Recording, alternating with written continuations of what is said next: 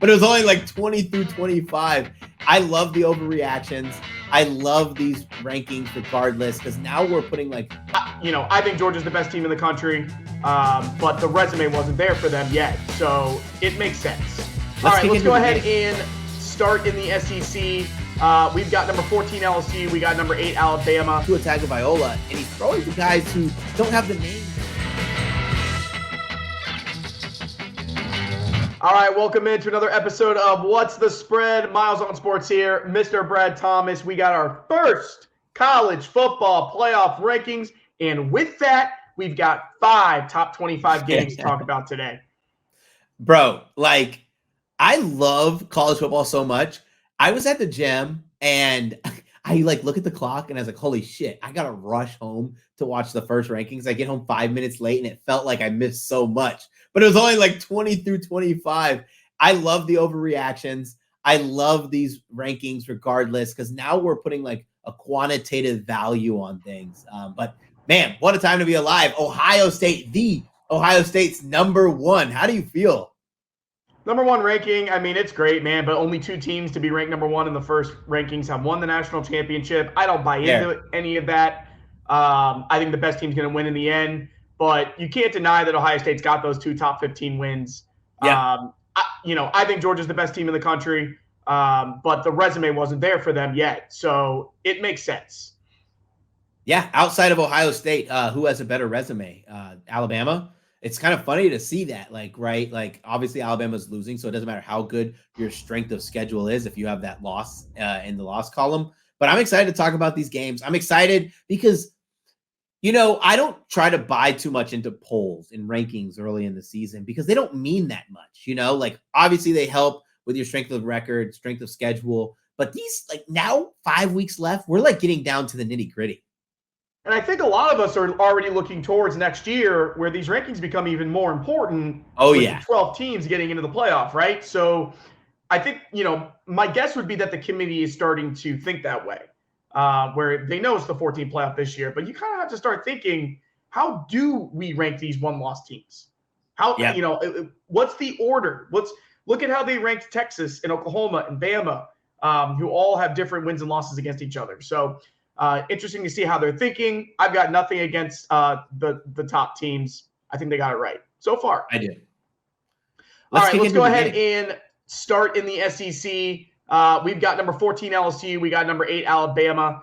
Bama, 3-point favorites. Essentially, the home field advantage 3-point favorite here. You got to think this would be a pick 'em on a neutral site. 2 very different teams. Both playing some pretty good football right now, Brad. If you could combine LSU's offense with Alabama's defense, that'd be a really damn good team. But man, it's tough. It's really tough to play at Bryant-Denny at 7:30 p.m. One thing play at 3:30, 12 p.m. I kind of lean taking the points with LSU here. My biggest worry for LSU is not the offense, obviously. I mean, Malik Neighbors, Brian Thomas, Jaden Daniels, all have been playing exceptional football. It's their secondary. Their secondary, one of the worst in the countries. And with Alabama, people want to talk crap about Jalen Milroe, but we have to call it like it is. Jalen Milroe has proven to be the best deep ball thrower in college football, a 98 ranking per PFF on his deep ball passes. He is one of the most accurate deep ball throwers, more accurate than Tua Tagovailoa, and he's throwing to guys who don't have the names of Jerry Jeudy, Jalen Waddle. So it's kind of cool to see, but I do side with LSU here. One bet that I want to make sure I highlight, I'm not doing any shows. Obviously, baby Juliet came, so I'm not doing too many shows where I can talk about the bets that I like. I'm taking Jaden Daniels, 100-plus rushing yards, plus 450 on DraftKings. His total right now is set at 63.5, right? Alabama's going to get pressure on the quarterback, but Jaden Daniels, one of the best or worst, I don't know how to describe this, one of the best or worst at when there's pressure in his face. Basically what that means is when Jaden Daniel feels an ounce, an inkling of pressure, he scrambles. That is brilliant for an over and taking rushing yards, but I also think that's going to hurt them. I think that they have to try to test the Alabama secondary. It's a great one. Arnold's playing really good. Caleb Downs, probably the best freshman in the country on defense. And then you have, obviously, Kool-Aid McKinstry, who no one throws to his side. I want to say that Kool-Aid McKinstry is probably the best corner in college football, but we don't know that for sure because no one will throw to his side of the ball. But You have Malik Neighbors on that side of the ball. You have Brian Thomas, so they're going to have to test them. I'm going to take the +3, 1 or 2 point Alabama victory. It makes me happy, and it cashes my ticket. You mentioned Jaden Daniels. I think he's going to have to play perfect in this one. There's a lot of Heisman hype around him right now. Yes. He did it last year. It wasn't home and it wasn't Death Valley. I think we're going to see a very different game, whereas that was a shootout. Big win for Brian Kelly at home. I like Alabama here, -3. I'd feel more comfortable with the money line. If I end up going that way, that's probably what I'll do. But I like the home field advantage. I like the revenge game factor. And I'm just thinking of the fact that I just don't think Saban's going to lose to Brian Kelly twice in a row in his first 2 years in the SEC. And all the hype's on LSU right now with Jaden Daniels as that Heisman candidate. You mentioned the defense. Bama plays damn good defense. Yes. And Milrose improved. Saban is learning how to play with his team.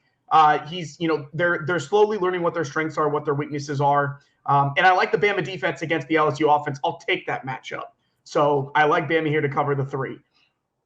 Yeah, all right, let's go ahead. I can't argue that. Like, what I want to say is I can't argue if you want to take Alabama at home. Saban is one of the best revenge game coaches. I think he only has 2 losses on a revenge game, and 20 of the 23 games that he's played on a revenge angle have been, this is crazy, have been by double digits. He's won that game. Wow. And essentially this is it's a pick 'em game. So, Yep. It's going to be a good one. And as you said, night game in Bryant-Denny should be a lot of fun. All right, so that is over in the West. Let's go over to the SEC East, where we've got number 12, Missouri, coming in hot here at number 2, Georgia. Georgia coming in here as 15-point favorites. Brady Cook, Carson Beck, 2 quarterbacks that haven't really gotten a lot of attention. Yeah, I think you could say, right, through this season. Yeah, both quarterbacks playing very well. Missouri would be undefeated if not for their game against LSU. I know it's easy to say that, but man, Missouri had them beat, had LSU on the ropes at home, threw the pick 6, gave up a late fourth quarter lead, turned into a disaster, but they were right there to be an undefeated team. Missouri's played very well, but there's a reason that Georgia's favored by 15 points. Even without Brock Bowers, it seems like they're playing better. But I like the points here. Let me say something about Georgia and all their spreads this year. Going back to the Auburn game, they were 14.5-point favorites or 14-point favorites on the road. I liked Auburn in that game. I took the points. It worked out. Kentucky, same spread. It was 14. And then I took Georgia. Had the right read on that one. Worked out. They blew them out of the water. Florida, same spread. 14.5. Vegas loves putting Georgia at this number. They love it. But Florida is not a good program right now. They don't know how to move the ball. Here's the difference for this game for me. Brady Cook can throw the football. Georgia has not played anybody that even remotely has a semblance of an offense yet this year. Nobody has had it. Missouri doesn't have to come in here with the perfect game plan because they know how to move the football. And 15 points is too many points. Georgia wins the game. No way in hell Missouri wins this game. But it's too many points for me. And I like Brady Cook to have a big game here. I like Missouri. Yeah, I'm on Missouri as well. Way too many points. Let's talk about this for a second, where if we want to talk about the teams that they were 14 or 15-point favorites against and they beat, like you said, Florida has Graham Mertz throwing the ball. They rely heavily on the run game. Obviously, Georgia can shut that down with that stacked defensive line. Then they play Kentucky, who has Devin Leary throwing the ball, who has one of the worst pass games in the SEC. Now they play against Brady Cook, like you said. Luther Burden's playing well. Mookie Cooper's playing really well. I think they'll be able to put up enough points to keep this competitive throughout. Love Brady Cook this weekend. We're going to get a discount on his passing yards. He has missed his passing yards in back-to-back games. It's because, one, he played against Kentucky. Next, it was a blowout. I think that we see a competitive game here. I like Brady Cook's over. I also like Missouri plus the 15. Yeah, Cook over. I would like that. And let me give you just a little snippet of what I've been doing this season. Georgia is going to lose a regular season game. I don't know when it's going to happen, and it may not be this year, but they can't keep getting away with this, like that meme, like that Breaking Bad meme. They just can't, Brad. The chickens come home to roost eventually. They are going to lose a regular season game. The reason I bring this up, it does not hurt to sprinkle just a little bit on these outrageous money lines when you've got good teams playing Georgia. I remember the first time I did it was 10 minutes before the Georgia-South Carolina kickoff. And I got a weird feeling. I said, you know what? I'm going to throw 25 bucks on South Carolina money line. I was flipping my head in the beginning of that game, and really through 3 quarters, I thought it was going to happen. Like, finally, I knew it. Yep. So I've been doing that. I did it with Auburn. I did it with Florida. I didn't work out. I did not do it with Kentucky, but all I'm saying is it's worth it because eventually Georgia is going to lose that game. They're going to lose a regular season game. Yeah, I think Missouri. Payout. I think Missouri is the best chance for that to happen. Yeah. All right, let's go into the next game. And I got to say, Brad, I'm actually the most excited about this game, but I'm a little biased because we're looking at a future Big Ten matchup here with number 5 Washington going on the road to play number 20 USC with losses to Utah and Notre Dame. Washington is sitting at a 3-point favorite. I've seen 3.5. That's sketchy to me. I might surprise you here a little bit, Brad, but I like USC. I like USC +3. Washington, have they been playing down to their opponent? Probably. Yes. It was an amazing game and victory that they had against Oregon. But in these games, man, they are 0-3-1 against the spread in their last 4 games. Yeah. They are not covering. Penix hasn't looked the same. The team just hasn't been playing well. Now, when the spotlight's on them for a game like this, will they play up to USC? That's my question. But even if they do, I still think we're going to get a 45-42 Michael Penix, Caleb Williams shootout here. So I'll take the points with USC at home +3. I want a big bounce-back game from Caleb Williams. He's been hearing about the doubters. He's been hearing about what everybody's been saying about him in his performances. Big game from Caleb Williams here. Only thing that scares me, USC is giving up a whopping, staggering 42.6 points per game. That is awful. But I like USC here +3 and to possibly get the win. I like USC as well. I prefer the 3.5.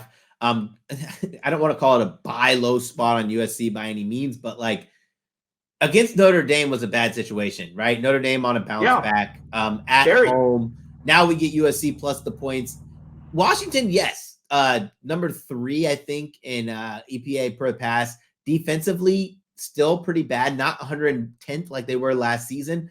USC, they're in a tough situation, right? Like when you have the Heisman Trophy winner and you have such a high-flying offense, you have to be perfect at every game. He stunk against Notre Dame. He stunk against Utah. I think Washington's the perfect situation. Remember what Bo Nix did against Washington. Bo Nix probably should have won that game, but of course it was in Seattle. It's a big difference playing in Seattle than playing in LA at the Coliseum. So I'm going to take the 3. I don't know if USC wins. I also think I'll be pretty happy if Washington wins and Penix has this big, huge Heisman moment for my 20-1 Heisman ticket. But ultimately, I think Washington is due for some regression. They've looked pretty bad. There's a stinker coming up for them. So, yeah, give me the Trojans +3. Lincoln Riley, his offense is too good. His play calling is too good to keep throwing up stinkers with the best player or at least the best quarterback in college football. Brad, this is the most wild Heisman race that I can ever remember. Yeah. If you love to follow the lines like I do, and I check them every single day, the Heisman odds have shifted every single week. So it's all about going into the next week. Who's going to step up? Is Penix going to have his game? Is Marvin Harrison going to continue to have his game? Is Bo Nix going to have a game? Is Jayden Daniels going to have his big win at Alabama? Harrison's still my pick to win the Heisman. But it's all about performance week over week, and the odds are changing. I think J.J. McCarthy is still the favorite. I don't know how that's the thing, but I think it's actually flipped now. Penix is back now to being the favorite. That was bad MGM. If J.J. McCarthy wins the Heisman, I'll probably never bet the award ever. I'm probably done with it. And it's nothing against him. He's playing really good football, but like he hasn't done anything to warrant him being the Heisman. All right, let's go ahead and end it in the Big 12. We got a couple good ones here. We've got Bedlam, number 9 Oklahoma, number 22 Oklahoma State. I know, Brad, over the years, and it's been many of them that we've done this, that Bedlam has been one of our favorite games. This is the last one scheduled. Who knows when we're going to see it again? My guess would be probably not for another 10 years. This is going to be a big one. We got Oklahoma coming in here as 5.5-point favorites. Who do you like in this one? I like Oklahoma. If Oklahoma would have beat Kansas last week, I probably would have bet. It probably been 6.5, and I probably would have taken Oklahoma State.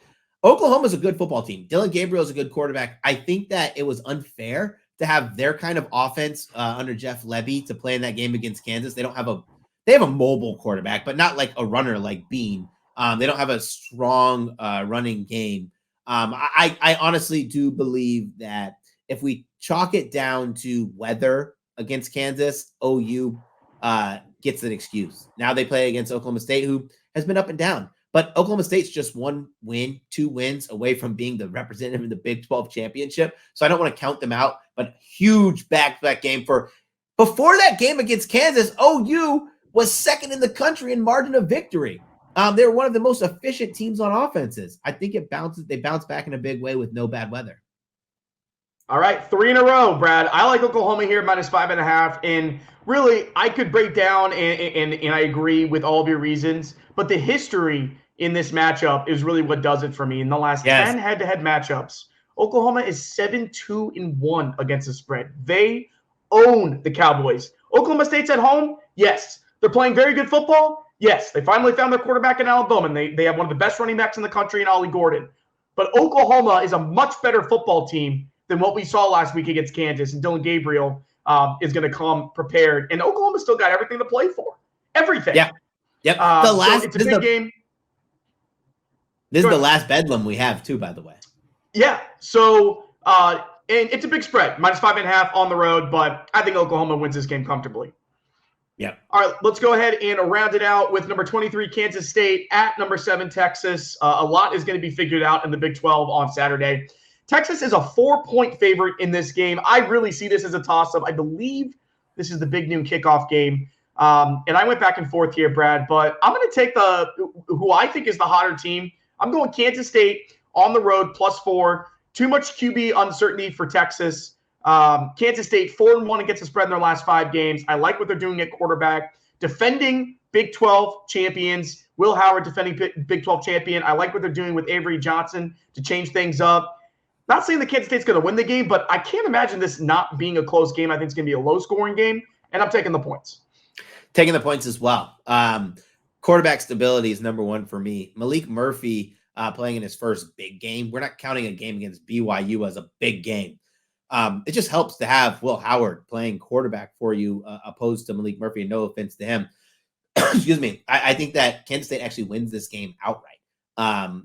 4 points is kind of telling. When I get to that 4 or 4.5 point margin, I always like to take the dog too in college football. It's one of those tricky lines. So yeah, go ahead and give me Kansas State. I think that Texas, unfortunately their season's pretty much over. They're going to start sliding down the polls because you're asking a lot from Malik Murphy. Like, we remember Quinn Ewers in his first season under center. He had those issues, and their pass game hasn't been all that great, right? Like, they have Xavier Worthy, who's been playing okay, Adonai Mitchell, who's been playing okay, but neither one of them played to the level so far this season that we expected them to. So yeah, tough game for them. Give me the Wildcats here. Awesome. 4 out of 5. I'll take it. We were really on the same page today. That means we're gonna cash some freaking tickets this weekend. Yes, sir. I'm excited. Anybody who is listening or watching on YouTube, make sure you subscribe, smash the like button, rate, and download. For Miles Markiewicz, I'm Brad Thomas. Best of luck this weekend. Take care.